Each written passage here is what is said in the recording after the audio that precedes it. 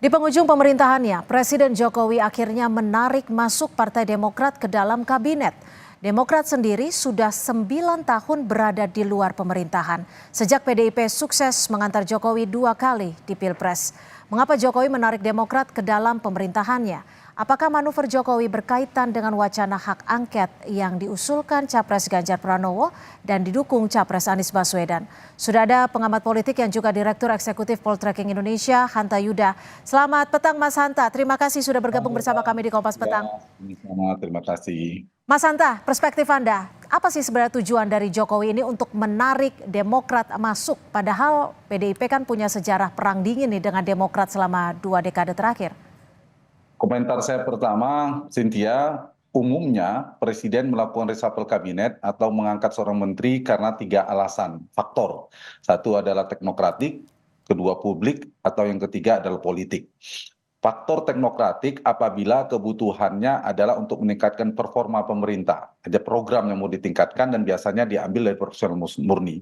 Publik biasanya kebutuhan untuk meningkatkan tingkat kepuasan publik, citra ke publik, dan biasanya tokoh yang memiliki citra publik yang positif juga.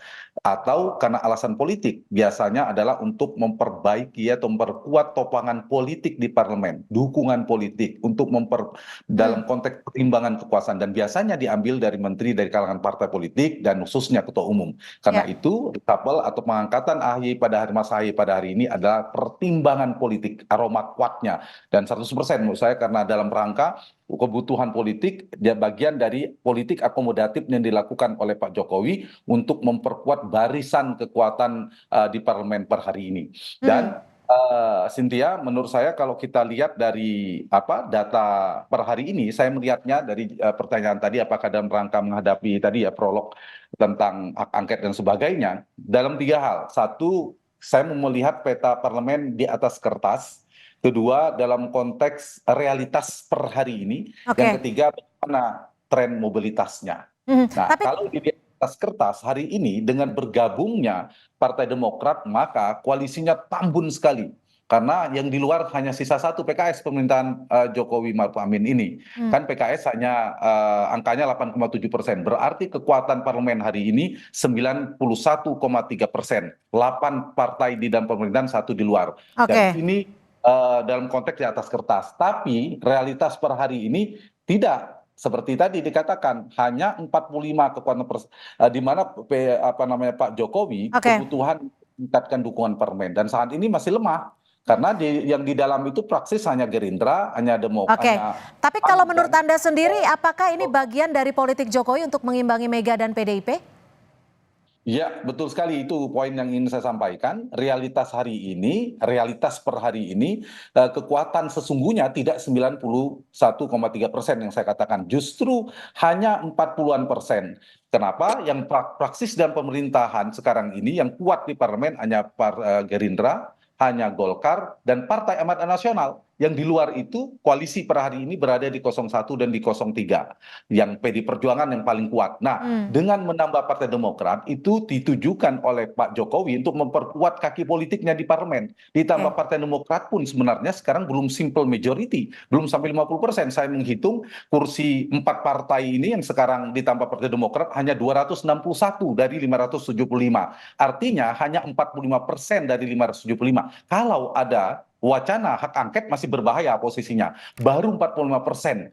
Kalau misalnya terkonsolidasi kekuatan partai-partai di 01 dan 03 itu terkonsolidasi, hak angket itu sangat mungkin terjadi. Karena itulah Pak Jokowi menjadi penting untuk melakukan agenda yang ketiga. Saya melihat tadi berusaha untuk melakukan ada mobilitas partai bergeser ke. Jika kita bicara soal wacana hak angket ini, sebelum melantik AHY, Jokowi juga mengundang Surya Paloh.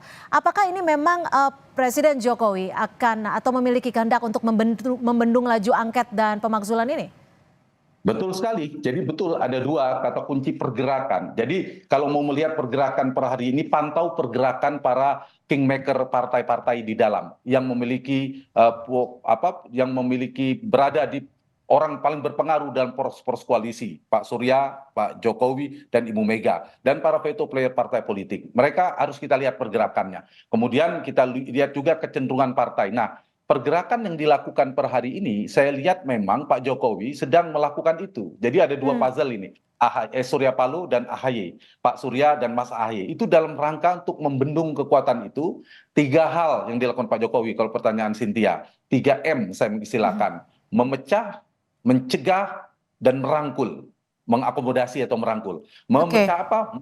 Barisan koalisi yang sudah ada, yang sedang diupayakan. Makanya ketemu Pak Surya. Kalau Pak Surya bergeser kan pecah itu koalisi 01. Jadi Pak Surya mau membangun koalisi dengan 03, karena itu langkah kedua mencegah. Jangan sampai Pak Surya ketemu dengan Ibu Mega lalu terkonsolidasilah kekuatan di luar 01 dan 02. Dan yang ketiga tadi mengakomodasi atau merayu, menggoda untuk dalam bergeser ke dalam koalisi pendukung pemerintah. Nah, Mas Hanta, apakah ini artinya dampak angket jika memang terjadi ini akan berdampak begitu besar jika sukses digelar di DPR bagi Jokowi? Iya, angket ini tentu akan berbahaya buat Pak Jokowi kalau terrealisasi. Jadi sekarang ini potensinya kan 50-50, ada dua. Makanya saya mengistilahkan tadi dinamikanya, mobilitasnya ada dua tarikan. Apakah wacana angket yang menguat atau kue kursi kabinet pemerintahan baru yang menggiurkan bagi partai-partai sekarang yang disebutkan masih di 55% di luar 4 partai yang sekarang pendukung 02. Kalau mereka semakin terkonsolidasi kekuatan di luar pemerintahan atau yang Prabowo Gibran dalam konteks ini misalnya, maka angket yang menguat. Tapi kalau ada pergeseran, karena ada juga, ini kan ada kebutuhan simbiosis politik mutualisme. Satu sisi ada kebutuhan Pak Jokowi untuk mengamankan pemerintahan supaya soft landing, jangan sampai terjadi hak angket. Bahkan untuk Prabowo misalnya dalam konteks quick count dan real count sementara yang akan membangun pemerintahan yang baru, mereka membutuhkan parlemen yang kuat, yang memadai. Itu satu sisi. Tapi jangan lupa Cynthia, apakah berhasil atau tidak hak angket ini, ada godaan yang cukup besar bagi partai-partai yang di 01, 02. Mereka punya 3 motif juga. Kalau tadi motifnya mendapatkan dukungan di parlemen dari sisi yang akan memerintah, yang di luar juga punya motif. Godaannya satu, kursi di kabinet menteri yang itu sangat strategis. Kedua, ekonomi politik, bisnis politik. Para ketua umum partai kan punya bisnis politik, punya bisnis ekonomi dan sebagainya yang juga terganggu. Yang ketiga, legal protection, perlindungan hukum. Jadi ada tarik menarik.